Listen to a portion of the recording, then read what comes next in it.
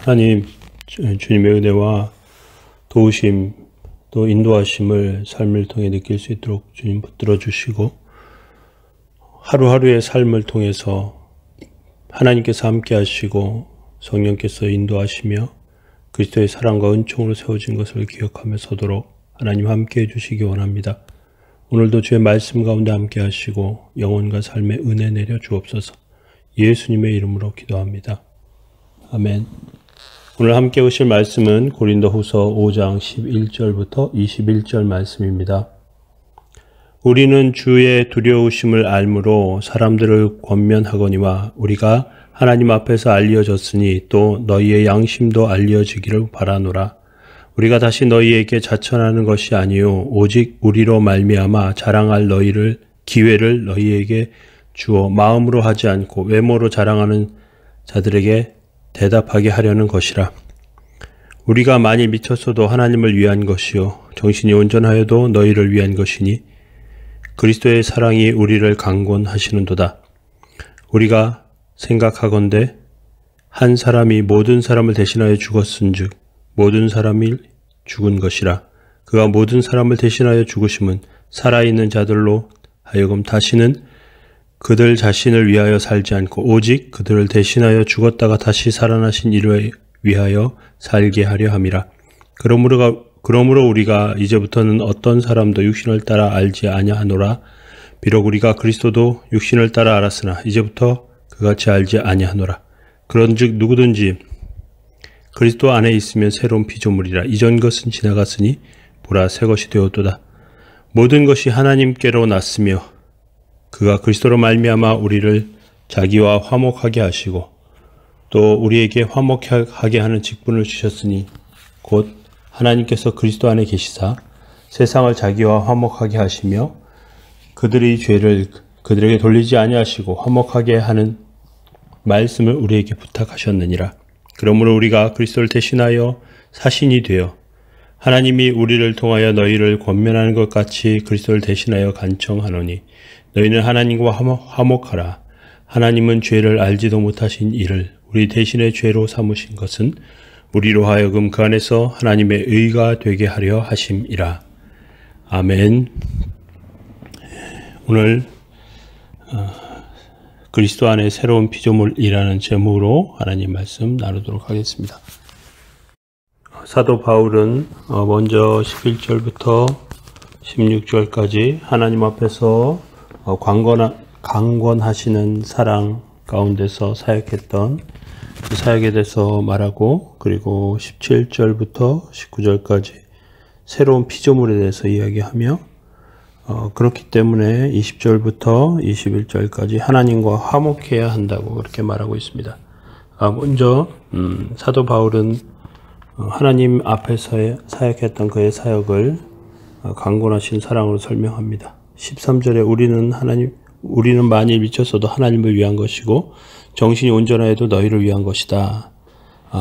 복음에 미친 사람처럼 복음을 전했고 또 그들이 이해할 수 있는 언어와 이성적인 것으로 그들에게 설명한 것은 정신이 온전한 사람처럼 뜨거운 사랑 가운데서 그렇게 설명했다. 복음을 전했다 말하고 있는 것이죠. 그리스도의 사랑이 우리를 강권하셨고 그 사랑 때문에 이런 일을 했다고 말하고 있습니다. 하나님 앞에서 양심껏 사역했고 그가 두려워한 것은 사람들의 평판이 아니라 주님의 판단이라고 그렇게 말합니다. 그것은 사도직위에 공격받는 상황 속에서도 바울이 흔들리지 않는 이유이고 사역을 지속하게 하는 밑거름이 되는 것입니다. 하나님이 추천하신다고 믿으면 충분하다고, 하나님께서 인정해 주면 충분하다고 그렇게 말하고 있는 것이죠. 그래서 거짓 교사의 화려한 언변이나 이력, 또 스펙, 학력 그런 것들에 자기 과시에 매료되지 않고 복음 가운데서 바르게 이야기하고 설명하는 그 말씀을 들어야 합니다. 우리는 그 배경이나 이력, 메시지의 내용보다 메신저의 삶에 주목할 수밖에 없습니다. 사도 바울은 메신저로서 그 메신저의 사역을 충분히 잘 감당하면서 그것을 통해서 복음에 합당한 그런 모습으로 세워졌습니다. 그는 예수 그리스도께서 우리를 위해서 죽으신 것이 모든 사람을 위해서 죽으신 것이고, 그렇기 때문에 모든 사람들이 그 때문에 다시 살게 되는 그러한 은혜를 복음을 통해서 이루어졌다고 설명하고 있습니다.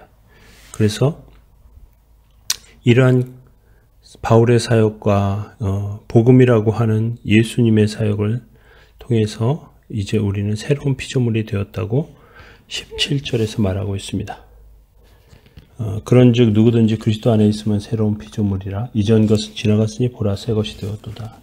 굉장히 유명한 말씀입니다.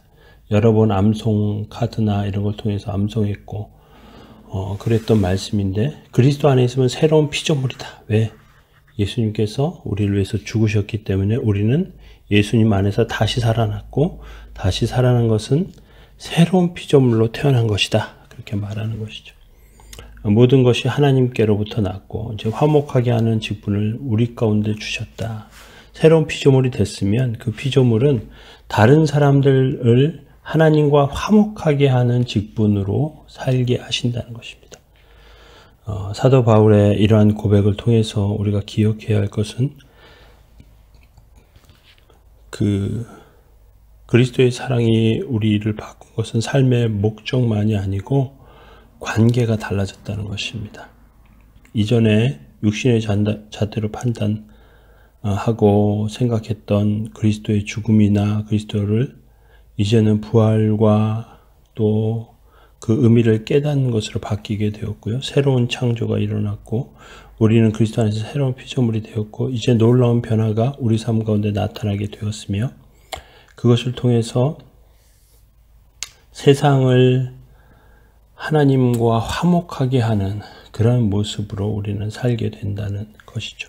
복음은 특별한 어떤 사람만 받은 것이 아니고 특별한 어떤 사람만 행하는 것이 아니라 복음을 받은 모든 사람들이 다른 사람들과 하나님이 화목하기 위하여 화목하게 하는 직분을 우리 가운데 주셨다고 이야기하고 있습니다. 그러면서 20절부터 21절에 하나님과 화목하라고 다시 한번 이야기합니다. 그러므로 우리가 그리스도를 대신하여 사신이 되었다는 말은 죽는 것 같이 되었다는 것이죠.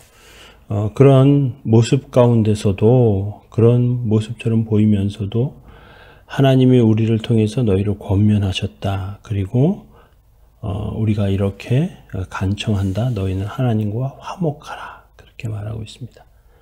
하나님이 죄를 알지도 못하신 예수님을 우리 죄를 대신해서 삼으신 것은 그 안에서 하나님의 의가 되게 하시기 위해서. 하나님의 의가 된다는 말은 모든 죄인은 그 자신의 죄 때문에 죽을 수밖에 없지만 예수님께서 죽으셔서 화목의 직분을 감당하셨고 화목되게 하셨기 때문에, 그렇기 때문에 이제 우리도 예수님 안에서 하나님과 화목될 수 있다는, 그래서 이제는 우리가 어떤 모습과 태도로 살 것이냐, 하나님의 사랑을 힘입고 주님의 나라와 또 주님을 위해서 그렇게 사는 모습이 저희들 가운데 있어야 합니다. 물론 이것은 일상을 통해서 이루어지고 완성되는 것입니다. 예수님께서 우리에게 이런 것들을 허락하셨다면 우리도 주님 안에서 화목하게 하는 그런 은혜로 세워지기를 예수님의 이름으로 축원합니다. 사랑의 하나님, 하나님과 경외하는 마음을 저희들 가운데 주시고 하나님을 사랑하고 예수 그리스도의 사랑 때문에 주님과 화목하고 화목의 직책을 감당케 하신다고 그렇게 말씀하신 것처럼 저희들도 세상 안에서 복음에 합당한 모습으로 설 수 있도록 좀 도와주시기 원합니다. 그것이 우리의 사명이고 우리가 세상을 통해서 이루어지며 하나님의 영광의 면류관을 얻게 될 복된 사역이며 우리를 통해서 이루시기를 원하시는 하나님의 뜻인 줄로 압니다. 주님 도와주시고 함께해 주셔서 저희들이 낙심하고 낭망하여 주저앉아 있지 않게 하여 주시고 성령의 은혜로 설 수 있도록 지금 도와주옵소서. 오늘도 인도하시고 함께 하시기 원하며 예수님의 이름으로 기도합니다. 아멘.